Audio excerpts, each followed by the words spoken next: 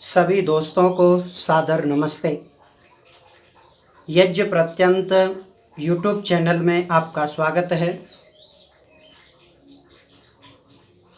मृत्यु शरीर की होती है या आत्मा की, इस विषय को लेकर के मैं आचार्य दीपक शास्त्री आपके बीच में पुनः उपस्थित हूँ।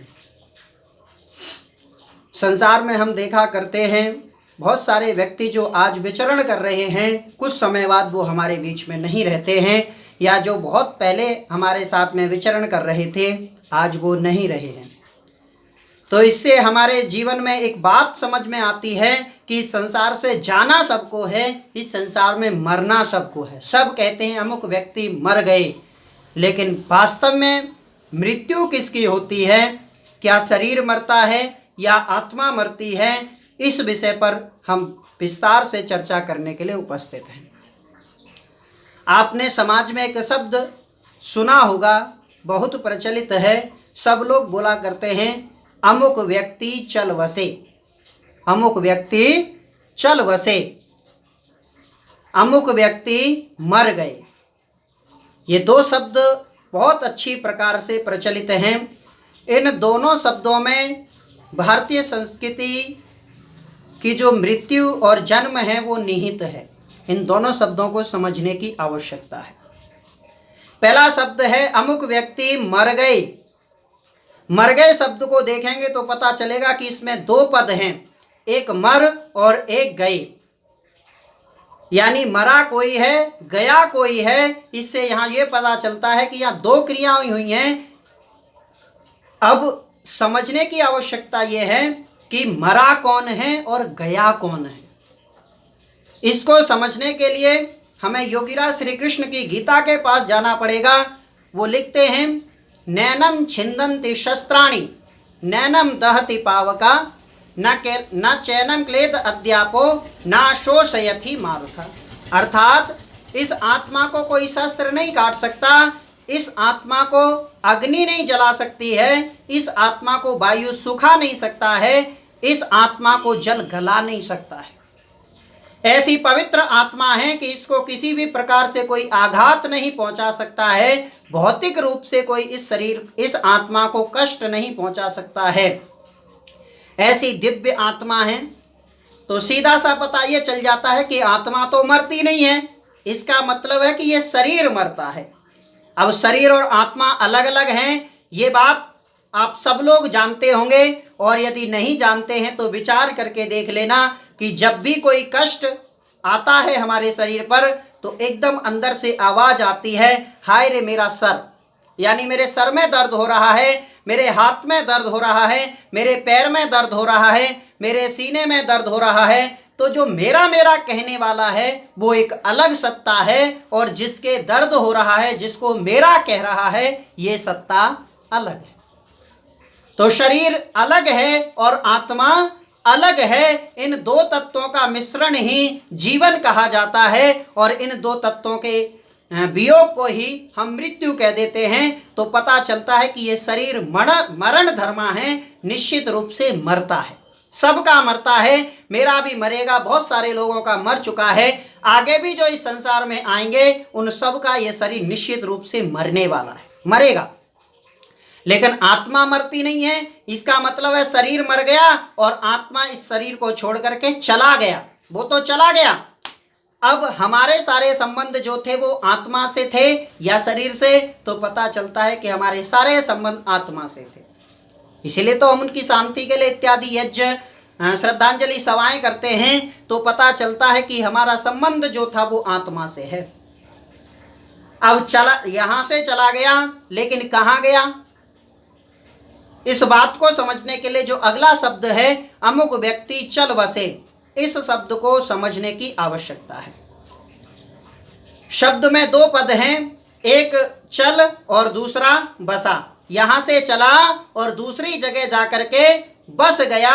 जिस प्रकार से आपने देखा होगा शास्त्रों में भी, उपनिषदों में भी कई जगह कथा आई है कि जिस प्रकार से चार पैर वाला जो कीड़ा होता है वो आगे के दो पैर जब इस प्रकार से जमा लेता है तब पीछे वाले दो पैरों को उठाता है।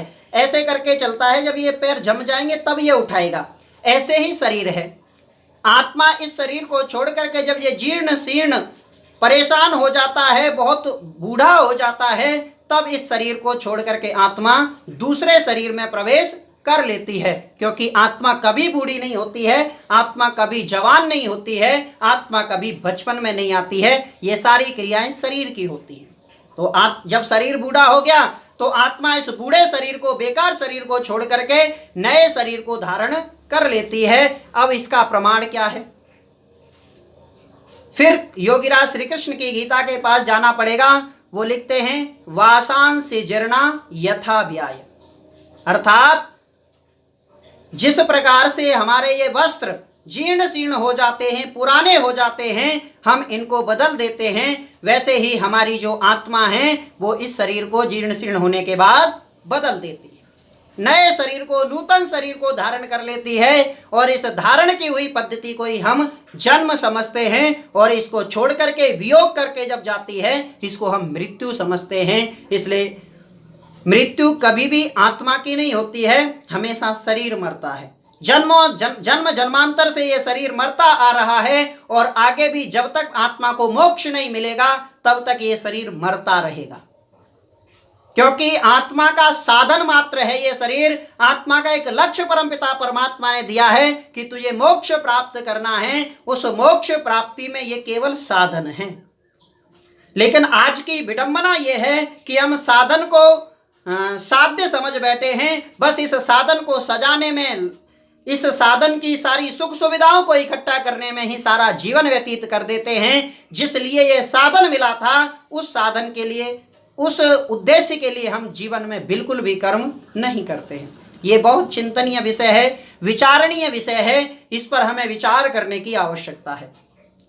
मान लीजिए मुझे दिल्ली जाना है, दिल्ली जाने के लिए जो साधन मुझे मिला है, जो ट्रेन या गाड़ी या अपनी बाइक, किसी भी साधन से मैं दिल्ली जा रहा हूं, उस साधन पर ज़्यादा खर्च करने की आवश्यकता है, या मेरा जो लक्ष्य है उस पर, वहां पहुंचने के लिए जो साधन मिला है वो तो साधन मात्र है। उससे तो किसी ना किसी भी प्रकार से मैं बस दिल्ली पहुंच जाऊं, क्योंकि मेरा सारा कार्य दिल्ली में है। लेकिन हम सारा जो अपना फोकस है वो यात्रा पर लगा देते हैं कि नहीं, मेरे जाने का साधन ये नहीं होना चाहिए, मेरे जाने का साधन हाई फाई होना चाहिए। और उसी साधन में हम ऐसे फंस करके रह जाते हैं कि लक्ष्य भूल जाते हैं कि मुझे जाना तो दिल्ली था, लेकिन मैं भूल गया कहाँ जा रहा हूँ। बस साधन को सजाने में लगा रहा, यात्रा को सजाने में लगा रहा। इसलिए आइए, ये जो शरीर है ये निश्चित रूप से मरने वाला है। आत्मा की कभी मृत्यु नहीं होती है। लेकिन ये जन्म और मरण हमें मिला क्यों है, या ये जन्म क्यों मिला है, मरण क्यों होता है, इस विषय को समझने की आवश्यकता है, लक्ष्य को जानने की आवश्यकता है। किस लिए ये शरीर हमें धारण किया गया है, या परमपिता परमात्मा ने इस पंच तत्व से मिले शरीर को हमें दिया है। तो पता चलता है कि मोक्ष प्राप्त करने के लिए आत्मा इस पंच तत्व के शरीर को धारण करती है। ये पंच तत्वों का शरीर ऐसे ही विलीन होता जा रहा है, और हम अपने लक्ष्य से भटकते जा रहे हैं। इस लक्ष्य की तरफ हमें अग्रसर होने की आवश्यकता है। आप सब लोगों का बहुत बहुत धन्यवाद। हमारे चैनल पर यदि आप नए हैं तो हमारे चैनल को सब्सक्राइब कर लीजिए, बेल आइकन बटन जरूर दबाइए, जिससे आपको नए वीडियो का नोटिफिकेशन मिल जाए। वीडियो को लाइक करिए, कमेंट करके बताइए कि आपको हमारा ये प्रयास कैसा लगा। आप सब लोगों का पुनः धन्यवाद।